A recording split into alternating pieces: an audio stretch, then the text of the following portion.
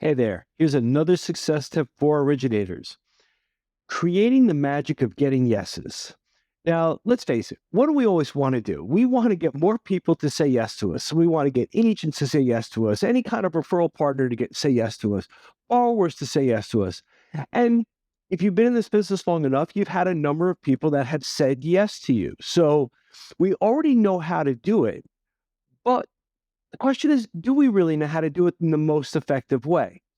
So if you've been in the business and you've gotten buyers to apply with you, you've gotten realtors to give you business, you've gotten clients to refinance with you, you already have a system for getting yeses.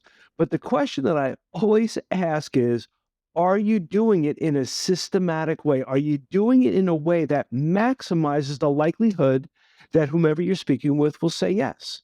And there are strategies to actually increase and improve the likelihood of you getting a yes that most people don't even know how to leverage.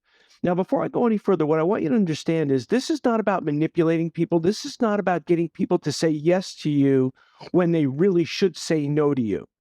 This is about, and the way I would just put it in my head, and I would want you to put it in your head, is if someone's going to get a mortgage, they might as well get it with you. So that should be a yes. If a realtor is going to refer somebody to you or to a mortgage lender, it might as well be you.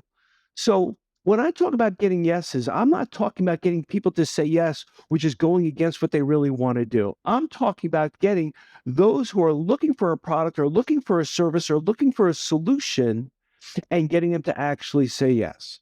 Now, the strategies that most originators employ is being nice, which I still want you to be nice, build rapport, build trust, and answer people's questions. The thing that I want to add in today's tip is a couple of things. One, what you want to do is you want to become better at asking questions because when you ask questions, you can find out deeper what people really are looking for. And when I say questions, I'm not talking about income, asset, credit questions.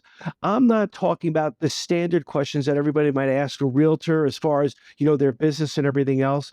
By the way, those questions are very important when you're asking, about what kind of volume they're doing or what kind of market they're in. All of those are questions.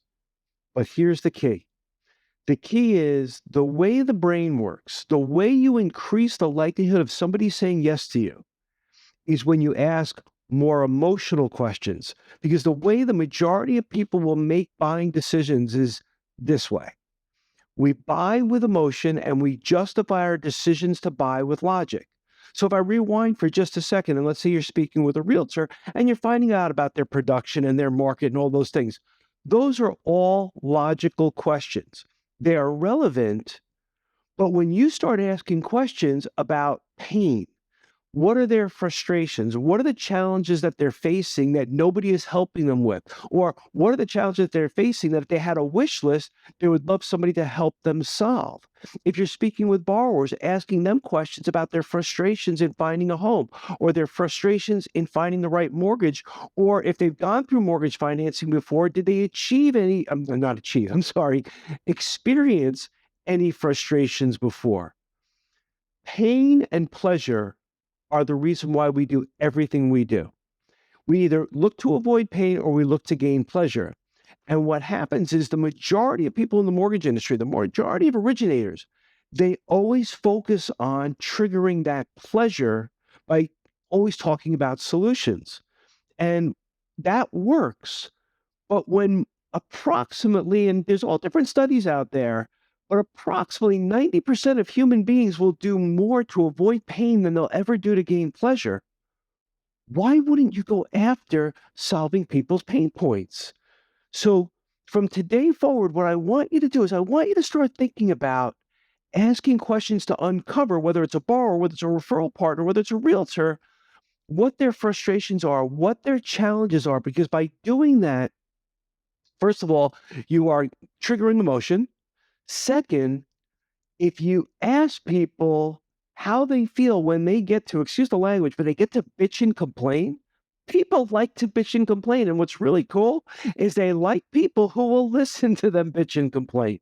So I'm making a joke, but the truth of the matter is, is that we like people that will listen to us, that makes us connect with them more emotionally, because the more we are exposing or talking about our negative feelings or our negative thoughts, and someone is listening to us, the more connected we become to that individual because we feel that they care. So this is not about getting people into a negative state of mind in any way, shape, or form. It's about triggering or going after one of the greatest forces that exists within humans, is that we want to be heard and understood. And if you ask the questions that really understand people's emotional state of mind, they're going to connect with you and feel closer to you and trust you and have more rapport with you than if you just ask questions, which is about income, assets, credits, or if we're talking about referral partners, going in and talking about products. So I hope you'll make this little shift. Thanks for watching. We'll see you on the next tip.